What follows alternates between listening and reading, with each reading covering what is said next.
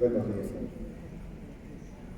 Voy a trabajar el tema de la educación normal en México entre el olvido y el reto de su transformación.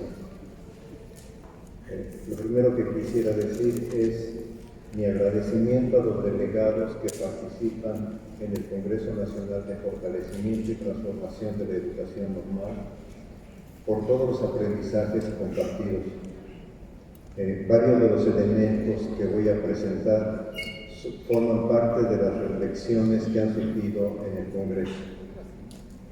Voy a hacer un preámbulo y trabajar 4 ejes. En el preámbulo inicio diciendo que reconozco lo que dice Alberto Arnault cuando sostiene que estudiar a las escuelas normales es estudiar distintas etapas geológicas de la política nacional. Y por eso me voy a permitir hacer un recorrido de algunos temas para poder entender qué está pasando en los proyectos del presente. Hay una afirmación que yo pienso que no podemos dejar de lado.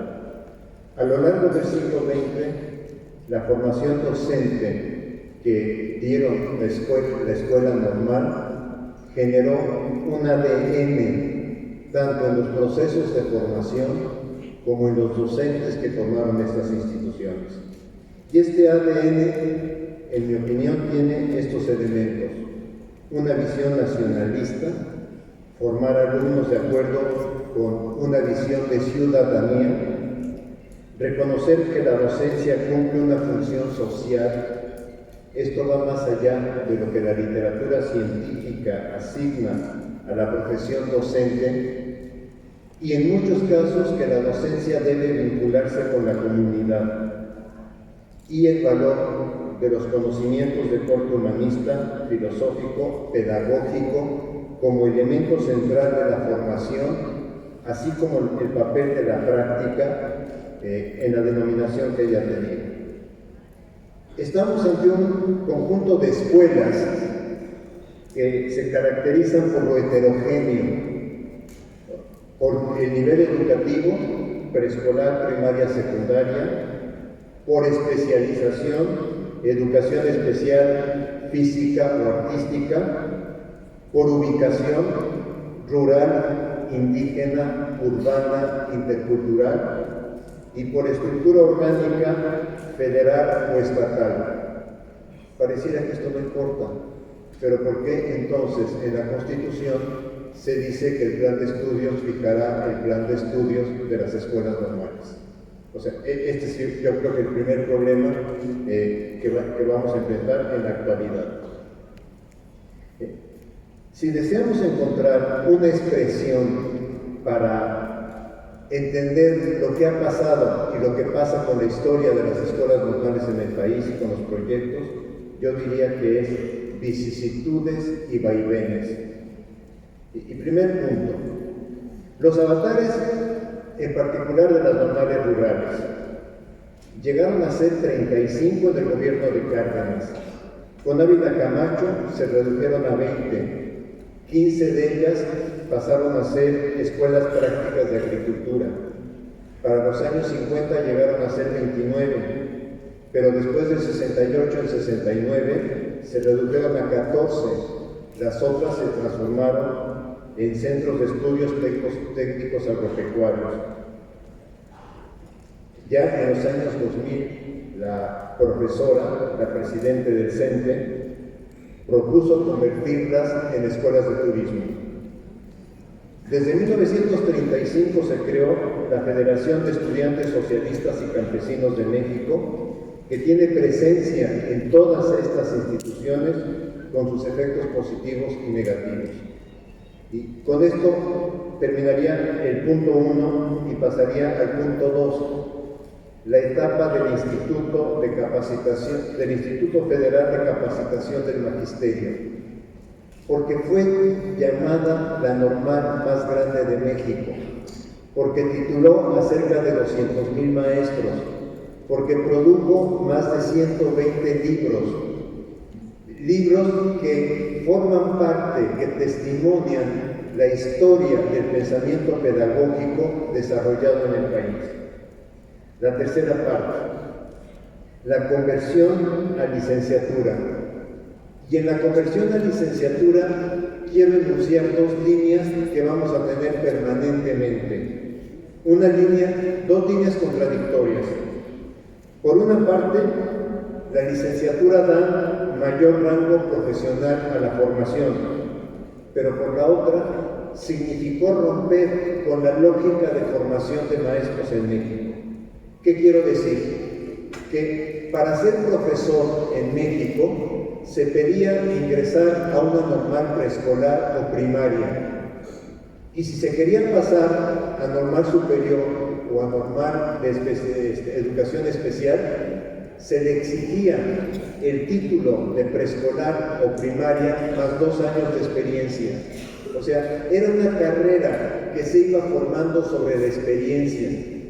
Quien quería ser profesor de una escuela normal, además de la normal superior, tenía que mostrar la experiencia en el nivel educativo que trabajaba. Yo pienso que todo esto se rompió cuando en el 84 se dice, desde el bachillerato puede ser uno acceder a cualquier tipo de formación en la educación normal. Se perdió la carrera de formación de profesor. Esto se va a romper finalmente en el 2013, cuando con la expresión cualquier egresado de educación superior puede ser profesor.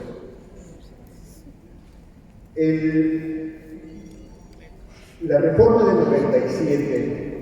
97-99 es una reforma muy importante, porque la bandera de esa reforma fue abajo el teoricismo. Y abajo el teoricismo en la educación normal significó eliminar materias. ¿Cuáles? Teoría pedagógica, filosofía de la educación, didáctica, evaluación del aprendizaje, dinámica de grupos, psicología del aprendizaje, psicología infantil, psicología de la adolescencia. Todo eso se reemplazó por disciplina y formas de enseñanza. Formas de enseñanza no es didáctica. Y por planeación de la enseñanza. El práctico se convirtió en aquello que se aspiraba que fuera el profesional docente. Y de alguna forma esto culmina en los años 90 con la descentralización educativa. Porque la descentralización educativa lo que llevó es a que el financiamiento que da la federación se entregue directamente a los gobiernos estatales y que sean estos los que, cuando quieran y como quieran, lo vayan entregando a las instituciones de educación normal. Las normales no tienen personalidad jurídica, no pueden administrar sus recursos. Cada gobernador entrega los recursos de acuerdo a lo que considera y al momento que considera. Y otro elemento aquí es el tercero constitucional. Pienso que todos los que participamos en el Parlamento abierto que convocó el Congreso a principios de este año, muchos de ellos profesores normalistas, pero también especialistas en educación, manifestamos la necesidad de que en el tercero constitucional se eliminara la expresión "el Ejecutivo fijará los planes de estudio". Por alguna razón, y habría que analizar de dónde provino la resistencia para que este elemento no pasara en la reforma constitucional actual. Quedó en un transitorio la posibilidad de contenidos regionales, pero quedan siempre en una especie de juego contradictorio. La disminución de la matrícula, pienso que es otro problema enorme. Para principio de siglo, en el año 2000, había inscritos en la educación normal 200,000 estudiantes. Para el ciclo 2018-19, solo se inscribieron 83,000 alumnos, menos del 50%. Pero quiero aclarar una cosa: en este mismo periodo, la educación superior, la matrícula de la educación superior en México se expandió un 100%. Pasó en grandes números de 2 millones a 4 millones. Es muy importante analizar estas otras tendencias. Uno de los efectos negativos de considerar las instituciones de educación superior también se da cuando en 2004 se trasladan a la Subsecretaría de Educación Superior. Porque al trasladarse, los programas de mérito y puntaje que funcionan en las universidades se empezaron a aplicar sin más en las instituciones normales. Entonces tuvieron y se sigue teniendo PEFEM, PROMIN, plantas docentes con PROMED, PRODEP, con cuerpos académicos. Ciertamente, hoy el 52% de sus plantas de tiempo completo tiene posgrado, 43 de maestría y 8 en doctorado. Y si ya me voy a ya no quiero. Bueno, sí. Pasaría entonces a el proyecto de la Cuarta Transformación. O sea, quise marcar en todo esto como contexto para ver el proyecto de la Cuarta Transformación, cómo se está moviendo. Y yo diría, estamos entre participación democrática, la esperanza de un futuro mejor y los desaciertos en materia de política. Pero me parece que este es un signo de la política educativa mexicana.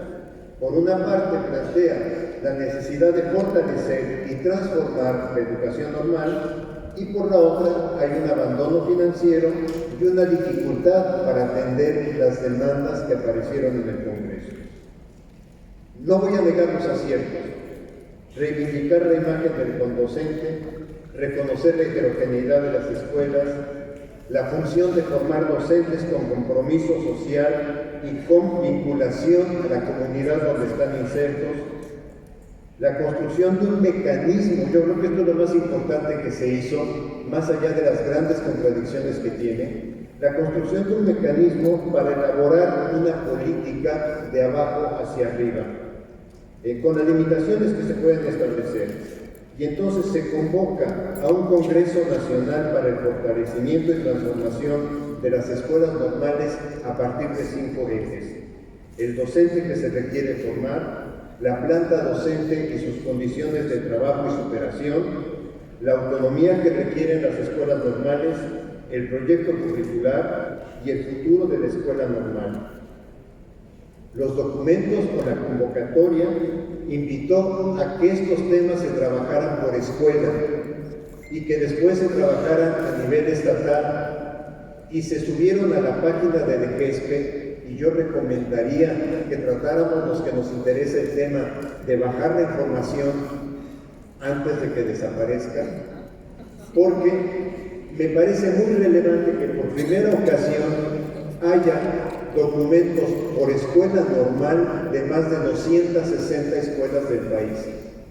Me parece importante que haya documentos de los congresos estatales sobre estos 5 temas, exceptuando una entidad federativa que no aceptó participar. Y me parece muy importante que haya un documento de 3 de los 4 congresos nacionales que se dieron sobre las escuelas normales. Porque finalmente lo que se encuentra en estos documentos es la voz de los normalistas sobre los problemas y sobre las aspiraciones y los proyectos que desean construir. No voy a negar, quiero plantear un poco que el diagnóstico que elaboraron o que se elaboró en las escuelas normales, en mi opinión, o desde las escuelas normales, en mi opinión, es uno de los mejores diagnósticos que se han formulado sobre este campo de formación. Por una razón,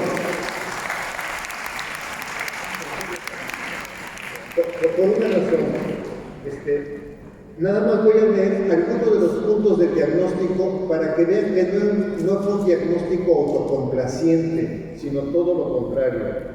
Dicen: necesitamos ser tratadas como instituciones de educación superior en forma directa y no de manera secundaria o marginal. No tenemos autonomía jurídica, pedagógica, administrativa, curricular. Los directores de las escuelas en la mayor parte de las ocasiones son designados con criterios ajenos a su trayectoria en el campo de la educación. Su designación es arbitraria, no responde a criterios de un proyecto académico. Muy pocas escuelas del país reconocen que los docentes deben participar en la designación de sus autoridades. La media nacional de la planta de tiempo completo, de la que hace rato hablé, la media nacional es que solo el 20% está conformada por docentes con nombramiento en la normal. Los otros 80% son docentes comisionados o son docentes que de alguna forma se les ha asignado poder ir allá. No tienen experiencia en el nivel educativo que trabajan. O sea, el docente que está en una normal primaria no tiene experiencia en la escuela primaria. Y esto dificulta que vinculen lo que están trabajando en la escuela con lo que se trabaja en la escuela primaria. Dificulta que los docentes acompañen a los alumnos en sus prácticas docentes. Y en este sentido, una de las exigencias primeras es regularizar la planta docente. Llaman a tener personalidad jurídica, llaman a tener autonomía y hay una crítica muy fuerte, la leo como aparece, constitucionalmente están obligadas a trabajar con un plan de estudios nacional que se publica en el Diario Oficial de la Federación.